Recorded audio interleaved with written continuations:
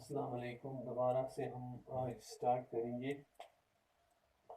अपना video lecture जो हमारा है आज का। ये हमारा जो क्लास 11th का टॉपिक यहाँ पेंडिंग रहा था थोड़ा सा, पावर्स ऑफ द प्रेसिडेंट।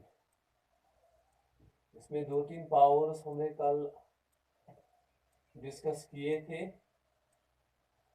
तो अगेन आज हम स्टार्ट करेंगे दोबारा से powers of the president of India.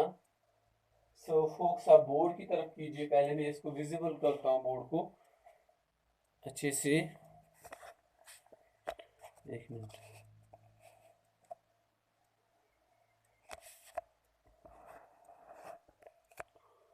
तो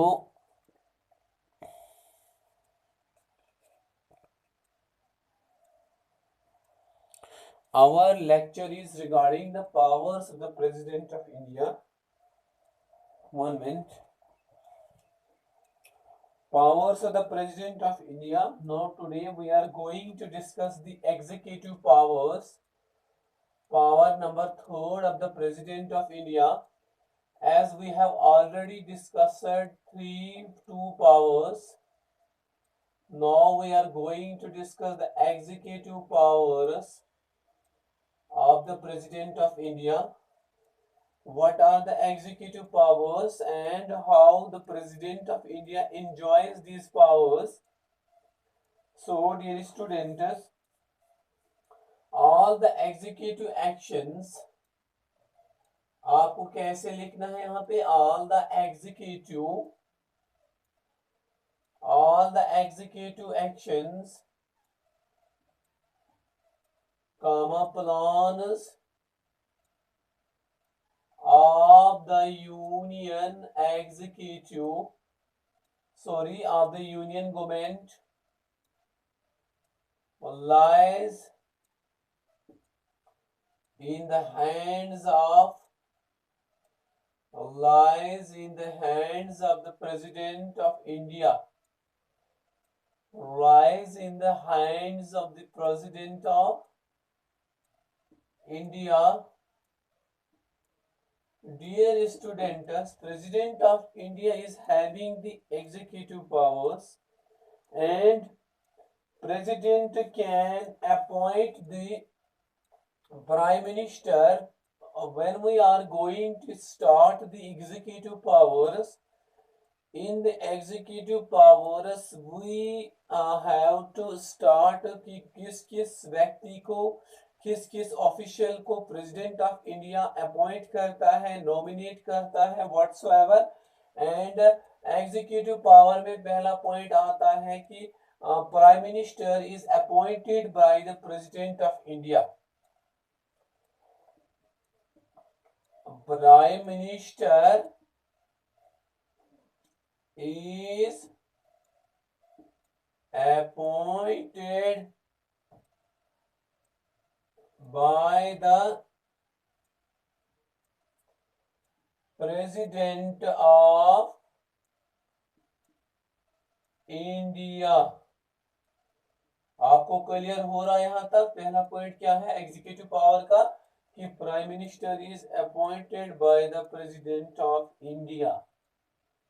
And again we will our next point will be, पहला पॉइंट हमने देखा जो all the executive, again इस पॉइंट को मैं रिपीट करूंगा, executive powers, all the executive actions, plans of the union government lies in the hands of the president of India. इसका पहला executive power ये है कि देश के राष्ट्रपति को नहीं, प्रधानमंत्री को जो है ये अपॉइंट करता है। That means prime minister is appointed by the president of India. Number second, CAG, which stands for Comptroller and Auditor General of India. Dear students, usually and basically we always upload the videos. We are asked by the management of the school that you should upload video on daily basis. if you will not visualize, if you will not see our videos, what is the fun of these videos? That means you have to write down this with the thing: Comptroller and Auditor General of India. Comptroller and Auditor General of India is also appointed by the President of India. Who is Comptroller and Auditor General of India? Dear students, we are having Consolidated Fund of India. We are having usually the Consolidated Fund of India. तो इस वाले fund पे ये क्या करता है, ये इसका केयर टेकर है, इस पे नजर रखता है कि लोगों के फंड्स को अच्छी तरह से हम एलोकेट कैसे करेंगे. That means comptroller and auditor general of India is also appointed by the president of India. आप बोर्ड की तरफ देखिए, थोड़ा सा रिपीट इसको दोबारा करेंगे. एग्जीक्यूटिव पावर्स, एग्जीक्यूटिव पावर्स में हम देखते हैं डियर स्टूडेंट्स, सबसे इंपॉर्टेंट पॉइंट हमारा है कि तमाम जो है देश के एग्जीक्यूटिव एक्शंस, इनको जो है प्रेसिडेंट ऑफ इंडिया जो है यही इनको हेल्ड करता है, इसी के अंडर ये काम होता है और ये प्राइम मिनिस्टर को अपॉइंट करता है. इसके अगला वाला जो है विषय है comptroller and auditor general of India को भी प्रेसिडेंट अपॉइंट करता है. इसी तरह से CJI, chief justice of India,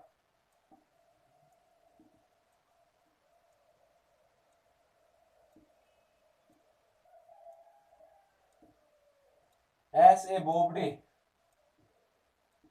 Suppose we are having Chief Justice S.A. Bobde, Shehzad Alam Bobde. से नॉवन में एरर्स चलते हैं Bobde. So Chief Justice of India is also appointed by the President of India, as well as Attorney General of India. Dear students, it is the duty of the President of India that Attorney General of India, Chairman of the UPSC, Chairman of the UPSC, Union Public Service Commission. Dear students, ये सभी executive powers में आते हैं. इसका पहला point है कि president जो है ये प्राइम मिनिस्टर को भी अपॉइंट करता है. इसके बाद कंप्यूटरल एंड ऑडिटर जनरल को भी अपॉइंट करता है. इसके बाद चीफ जस्टिस ऑफ इंडिया को भी अपॉइंट करता है. इसके बाद अटॉर्नी जनरल को भी अपॉइंट करता है. इसके बाद चेयरमैन ऑफ यूपीएससी, इनको भी अपॉइंट करता है. एंड डिफरेंट जजेस of different high courts, different जजेस ऑफ डिफरेंट हाई कोर्ट्स है हमारे पास, इनके जजेस को भी प्रेसिडेंट ही अपॉइंट करता है.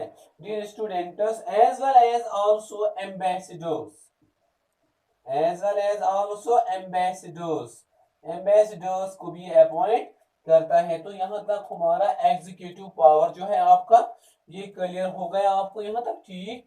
तो इसमें आपको पता चला कि कौन कौन से व्यक्ति हैं, कौन कौन से लोग हैं जिनको president of India from time to time appointment करता है, और इससे हमें पता चला. ये नो हमारा फोर्थ पावर है हमारा मिलिट्री पावर्स,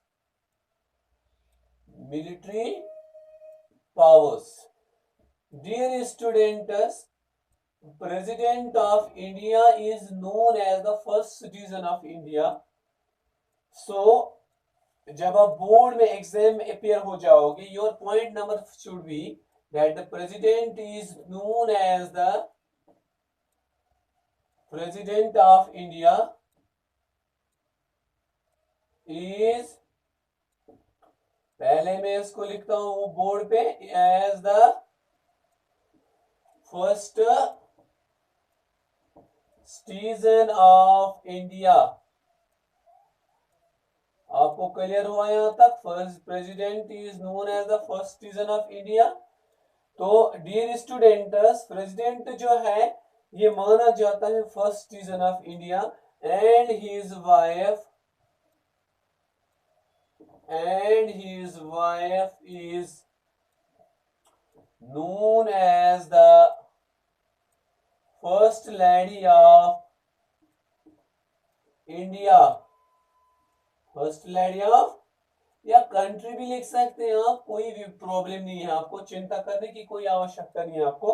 तो president of India is known as the first citizen of India and his wife is known as the first lady of India. इस वाले पॉइंट से ये बात क्लियर हो जाती है कि प्रेसिडेंट ऑफ इंडिया जो है ये माना जाता है फर्स्ट सिटीजन ऑफ इंडिया और उसकी बीवी मानी जाती है फर्स्ट लेडी ऑफ इंडिया। आगे थोड़ा सा बढ़ते हैं, मिलिट्री पावर को एक्सप्लेन करते हैं। तो ये इसका थोड़ा सा मैंने आपको इंट्रोडक्शन दी यहाँ पे कि कैसे आपको रिदम ली जाना है, कैसे आप पॉलिटिकल साइंस में गेन करोगे मार्क्स को। तो पहला point, president is known as the chief of the armed forces.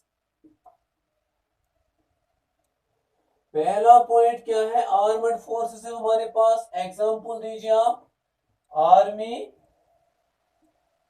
Navy, air force, तीन शोबे हैं। तो इनका हेड कौन है, आर्मी का, नेवी का, एयर फोर्स का, प्रेसिडेंट ऑफ इंडिया खुद ब खुद।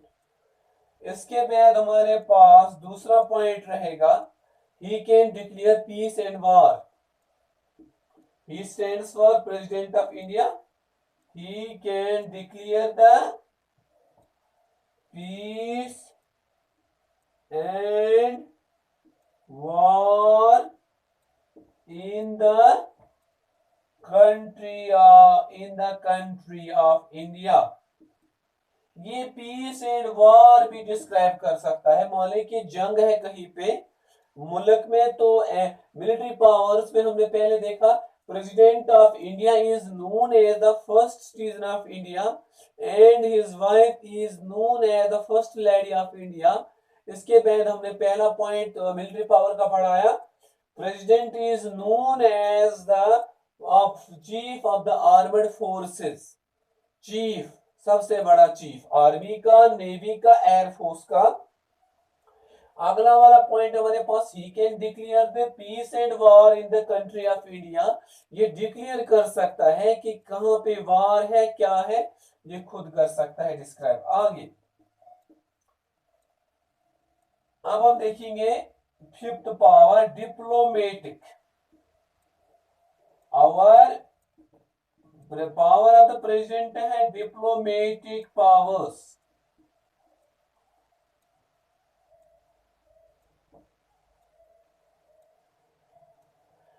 Number one, the president can appoint the ambassadors. The president can appoint the ambassadors who visit India from time to time. From time to time, आपको समझ आ रहा है यहां से। तो आगे देखिए आप, डिप्लोमेटिक पावर्स।